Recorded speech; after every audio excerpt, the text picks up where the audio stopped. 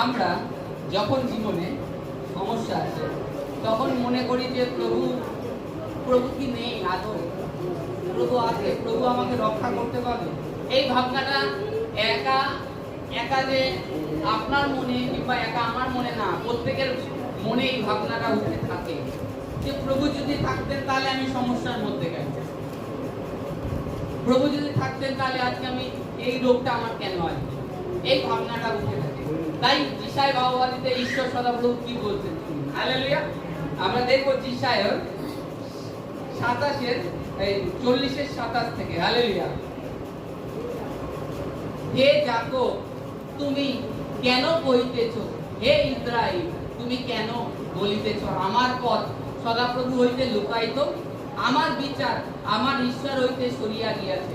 তুমি কি জ্ঞাত হও নাই, তুমি কি শোনো নাই, অনাদি অনন্ত ঈশ্বর সদাপ্রভু পৃথিবীর প্রান্ত সকলের সৃষ্টিকর্তা ক্লান্ত হন না, শান্ত হন না, তাহার বুদ্ধি অনুসন্ধান করা যায় না। তিনি ক্লান্ত ব্যক্তিকে শক্তি দেন, শক্তিহীন লোককে বল বৃদ্ধি করেন। তরুণেরা ক্লান্ত ও শান্ত হয়, যুবকেরা সকলিত হয়, কিন্তু যাহারা সদাপ্রভুর অপেক্ষা করে তাহারা উত্তর নতুন শক্তি পাইবে। তাহারা ঈগল পক্ষীর ন্যায় পক্ষ সহকারে ঊর্ধ্বে উঠিবে, তাহারা দৌড়িতে শান্ত হইবে না, তাহারা গমন করিতে ক্লান্ত হইবে না। হালেলুয়া। আমি আজকে অন্য একটা বাক্য পড়া নিয়েছিল, কিন্তু পবিত্র আত্মা আমি বাইবেল পড়তে পড়তে দুপুরবেলায় আসার আগে আধা ঘন্টা মতন বাইবেল পড়ছিলাম, স্নান করে তা এই বাক্যটা আমাকে দিল, এই বাক্যটা পড়ল। আমি তখন খুলে পড়লাম, বলছে এখানে হে যাকব, যাকব মানে কি জানি, ছলনাকারী, আর ইসরায়েল মানে ঈশ্বরের সহিত যুদ্ধকারী, ঈশ্বরের সহিত যুদ্ধকারী, তাই নাম হয় যাকবের থেকে ইসরায়েল। যাকব মানে কি, ছলনাকারী, তাদের মন সবসময় ছলনা করার জন্য ব্যস্ত থাকে। আর ইসরায়েল মানে ঈশ্বরের সহিত যুদ্ধকারী। ঈশ্বরের সহিত কে যুদ্ধ করতে পারে, যে ধার্মিকতায় জীবন যাপন করে, সত্যে আর বাক্য ঈশ্বর সদাপ্রভুর পথে চলে, সেই কিন্তু ঈশ্বরের সাথে বাক্য বলতে পারে, দুটো কথা বলতে পারে। যেরকম আমরা দেখি বাইবেলে ইয়োব রাজা ঈশ্বরকে অনেক কথা জিজ্ঞেস করছিলেন তো, তদ্রূপ এই যখন যাকব থেকে ইসরায়েল হয়ে গেল, মানে সে যাকব তার ছলনা জীবনটাকে ত্যাগ করেছে, তার জন্য পরে ঈশ্বর তার নাম কি দিল, ইসরায়েল। ঈশ্বরের সহিত যুদ্ধ করেছে, এই কারণে যে ছলনাকারী জীবন ত্যাগ করে ইসরায়েল হয়ে গেছে, নিজেকে পরিবর্তন করেছে। আজকে প্রভু এটাই চায়, আমরা আমাদের জীবনকে সেই ছলনাকারী থেকে ইসরায়েলের মতো হয়ে যাই, নিজেদের মনটাকে পরিবর্তন করি, নম্র হয়ে ঈশ্বর সদাপ্রভুর প্রাঙ্গণে গমন করি। খালি ঈশ্বর সদাপ্রভুর প্রাঙ্গণে না, জগতেও যেন সেটা করি। তারপরে বলছে, কেননা তুমি বলিয়াছ আমার পথ সদাপ্রভু হইতে লুকায়িত। তুমি মনে মনে বলছো যে সদাপ্রভু আমাকে মনে হয় দেখে না, আমি কোন পথে যাচ্ছি, চুরি করছি, ডাকাতি করছি, ঈশ্বর দেখতে পাচ্ছে না। এটা তোমার মনের ভাবনা। সদাপ্রভুর থেকে কিছু গুপ্ত নাই, তুমি বিছনায় কাতরাচ্ছ, শুয়ে শুয়ে অসুবিধায় আছো, সেখানেও ঈশ্বর তোমাকে দেখছে। অন্ধকারে তুমি ঘরের মধ্যে কি করছো, কিংবা বাইরে কোণে কি করছো, কিংবা পুকুরের মধ্যে জলে ডুব দিয়ে কি করছো, সব ঈশ্বর দেখে।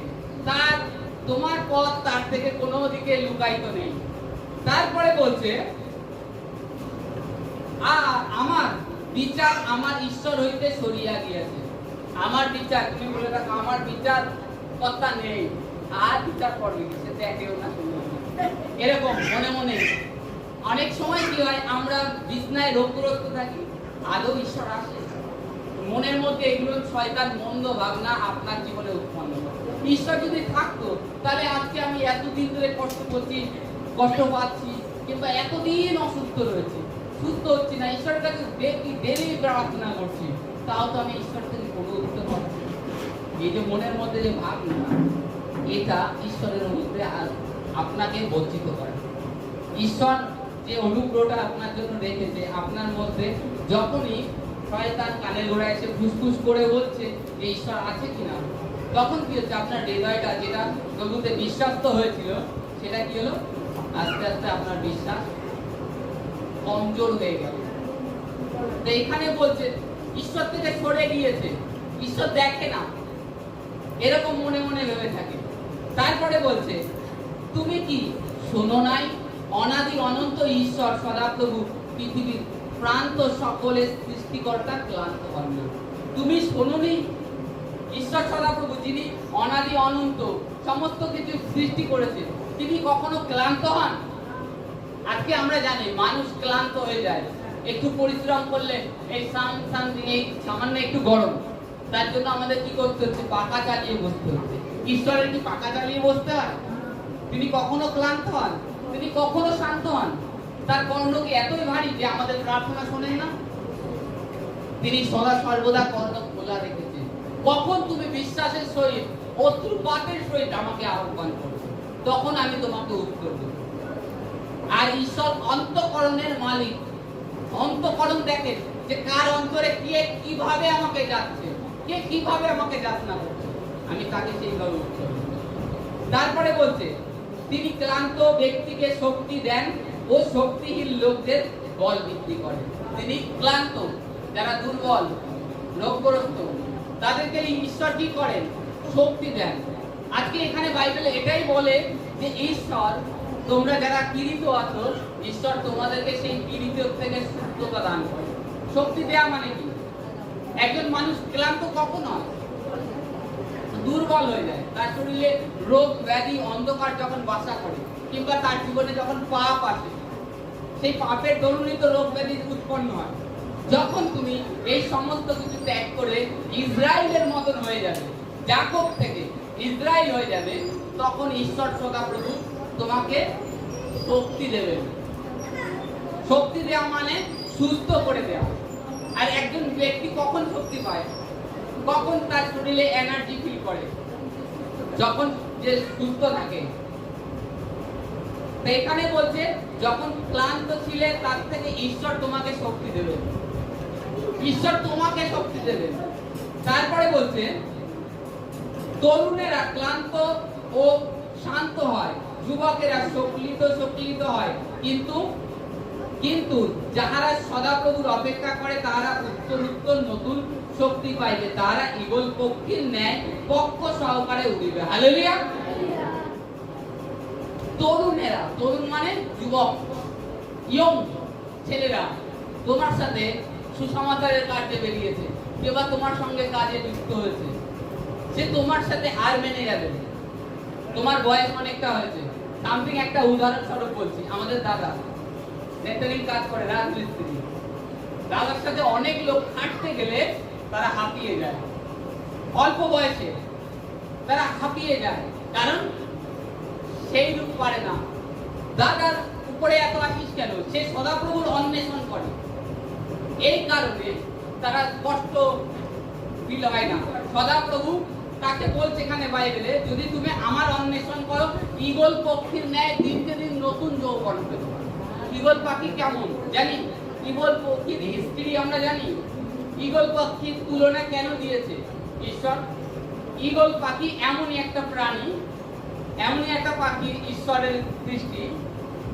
ঈগল পাখি আমরা জানি মিনিমাম, জানি কিনা জানি না, নর্মাল পাখি কত বছর বাঁচে? 10 বছর 15 বছর, তাই তো? এর বেশি বাঁচে না। কিন্তু ঈগল পাখির সবথেকে খাসিয়ত কি জানেন? 70 থেকে 80 বছর বাঁচে। হালেলুয়া। 70 থেকে 80 বছর কেন বাঁচে জানেন? ঈগল পাখি সে তার এমন একটা সময় আছে, মরবার 40 বছর হলে তার সময়টা আসে, তার ঠোঁট বড় হয়ে যায়। প্রথম ঠোঁট বড় হয়ে যায়, দ্বিতীয়ত তার পায়ের নখগুলো বড় বড় হয়ে যায়। আর এই কারণের জন্য সে খেতে পারে না ঠিকঠাক। না খেতে পারার জন্য সে যখন না খেয়ে যায়, না খেতে থাকে, তখন তো মানুষ অলরেডি দুর্বল হবে না খেতে।